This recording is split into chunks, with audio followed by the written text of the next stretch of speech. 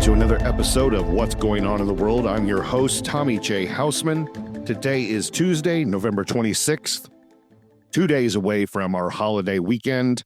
Thursday is Thanksgiving, the 28th. So I needed to jump on here and tell you all my little thoughts about what's going on in the world. So without further ado, let's get started.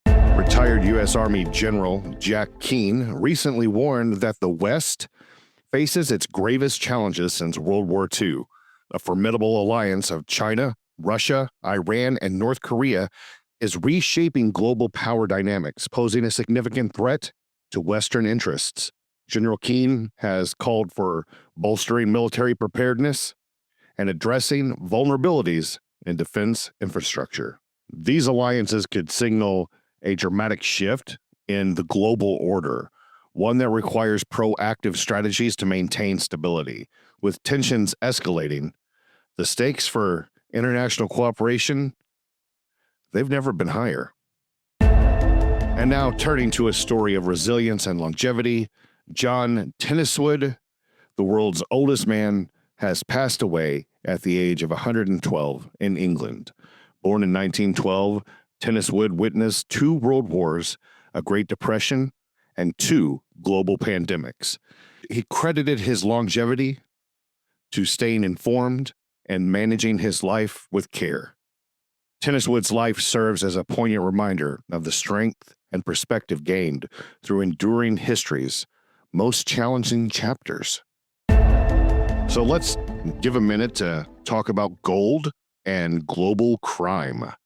A recent report shed light on how gold has become a critical currency for global organized crime. Small-scale mining communities in regions like Sahel, Central African Republic, and Latin America are exploited by terrorist drug cartels and mercenaries. These illicit actors use gold to fund operations and launder money. Experts emphasize the importance of international cooperation to integrate these communities into legitimate markets and disrupt criminal networks exploiting this valuable resource, gold. So if we're going to talk about making alliances, maybe we should talk a minute about Trump's foreign policy agenda. In the U.S., President-elect Donald Trump is charting a controversial foreign policy path. His proposals include reassessing NATO's mission, deploying troops to Mexico to combat drug cartels, and brokering an end to the Ukraine war through potential territorial concessions. Well, critics argue that these moves could destabilize global alliances and undermine international security. As Trump's administration takes shape, the world watches closely to see how these plans unfold. And boy, are we watching closely while this idiot... Let's just move on. Meanwhile, the COP29 Climate Summit in Baku, Azerbaijan, highlighted the stark contradictions in global climate action. The event featured indigenous activists advocating for environmental justice alongside corporate displays of luxury goods like caviar. Critics say the summit reflected a disconnect between rhetoric and reality, as nations with poor environmental records used the platform to bolster their international image without making substantial commitments. There was recently a study done that examined extreme weather events due to climate change, and it calculated that there's been nearly 600,000, extra deaths in these, once-in-a-lifetime storms that keep happening over the past 2 decades. So it's almost we're getting close to 1 million people that have died because of climate change and what it's done and how it's caused extreme weather.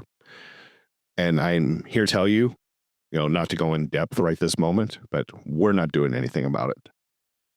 We're not doing a thing about it as a country, as the world, as a people. We're doing nothing, and it's only going to get worse. Sticking with the president-elect and some breaking news tonight on Truth Social. Trump announcing there that one of his first executive actions will be tariffs on Mexico, Canada, and China. So, ladies and gentlemen, when you put a moron in charge of captaining the boat, really bad things happen. So let's start with President-elect Donald Trump's bold and controversial plans for sweeping tariffs. He just said on True Social that on his first day of office, Trump intends to impose a 25% tariff on imports from Canada and Mexico and a 10% tariff on Chinese goods. He claims these measures will curb drug smuggling, reduce illegal immigration, and bring manufacturing jobs back to the U.S., which, of course, is completely ridiculous. But these tariffs have sparked immediate backlash. Canada has warned of the devastating impact on workers and jobs across North America, highlighting how tightly integrated our supply chains have become under agreements like USMCA. Mexico also criticized the move, emphasizing it's a violation of the trade agreements. And China was blunt. No one wins a trade war, their officials declared.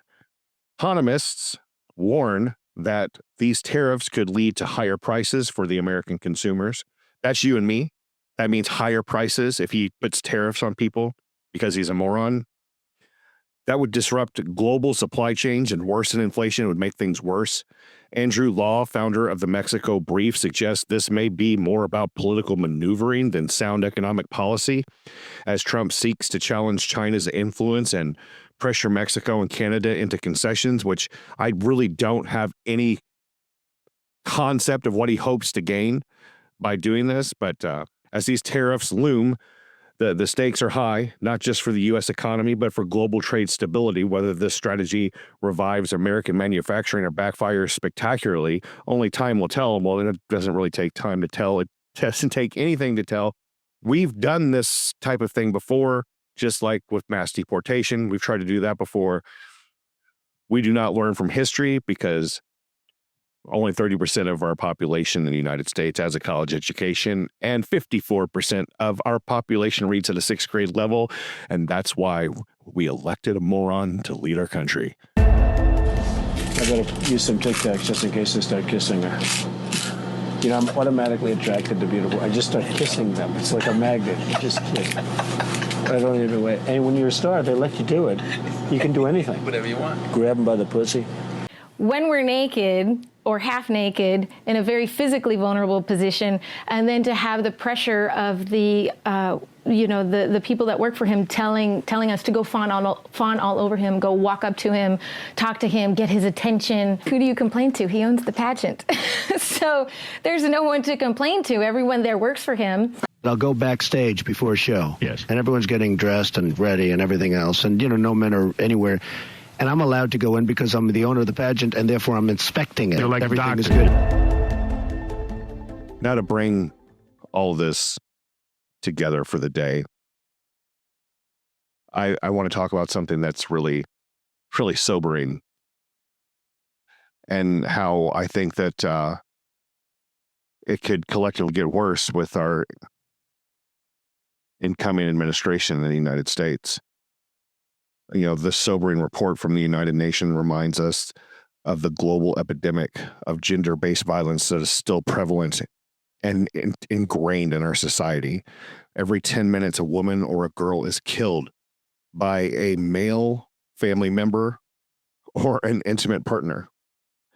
The chilling reality underscores the systemic violence that continues to plague societies worldwide. In the U.S., these issues intersect with the incoming Trump administration. President-elect Trump and several of his cabinet picks face allegations of sexual misconduct, including rape and harassment. Trump himself was found liable for sexual abuse and defamation in a civil trial last year. He's been accused by almost 40 women of sexual assault. People keep wanting to deny this. People don't want to listen to women when women say that they've been sexually abused. We usually shun the women. That's why women don't come forward, because we treat them like this. We treat them like this when they say, hey, someone hurt me. You're more likely to say, you're just trying to be I'm not even going to say it. I'm not even going to say it. So we slut shame women for being sexually assaulted, and they don't want to come forward because of that. And that makes us horrible, horrible people. And collectively, we need to stand up against this. His nominees include Pete Hegseth, who settled a sexual assault case recently. It was really, that the whole thing just came out. So you should just research that and look that up. What he did, blocking a woman, holding her in an area. Robert F. Kennedy, he admitted to misconduct by hitting on his babysitter. Elon Musk, he's nominated to lead the Department of Government Efficiency, that made up new thing. He has a history of sexual allegations, sexual misconduct. I mean, I think that it was something about an airplane stewardess, an airplane flight attendant. But I mean, more than that, I mean, he has kids with 11 different women. So, yeah. Linda McMahon, she's tapped for Secretary of Education. She faces lawsuits alleging complicity in exploitation of children, and she's, she admitted to it, that she knew that was going on. So, these are the people that we're putting into power into the United States. Grab them by the pussy. People that have abused women and think that it's okay and actively try to get away with it. The question looms, what does it mean for women when leadership at the highest level reflects systemic inequality? Advocates argue that such a government risks perpetuating culture of impunity where violence against women is overlooked and minimized. And I think we're already there. Definitely already there. A woman or a girl dies every 10 minutes in the world. Every 10 minutes. 6 an hour. Grab them by the pussy. 6 an hour. And we here in the United States elected a man has been accused of sexual assault by almost 40 women, has been adjudicated for rape. Grab them by the pussy. And nominates people like Matt Gaetz to be Attorney General, who was charged with sexual assault, paying for sex with underage girls, and trafficking. Luckily, he stepped down, but that doesn't negate all the other sexual assaulters he surrounds himself with. Is this what we want for our country? Is this what you want for your daughters? Is this what you want for your wife? Do you understand why they choose the bear? I'm disgusted. I'm disgusted by us. I'm disgusted by every single person that voted for this guy. This is what you've asked for. This is what you voted for. I'm so beside myself right now that all the things I had intended to say about this, I can't really get out of my mouth because I'm so flabbergasted by the whole thing, and I don't want to talk about it anymore. So, there you go. Every 10 minutes. This podcast was a little over 10 minutes. A woman died while I had this podcast today.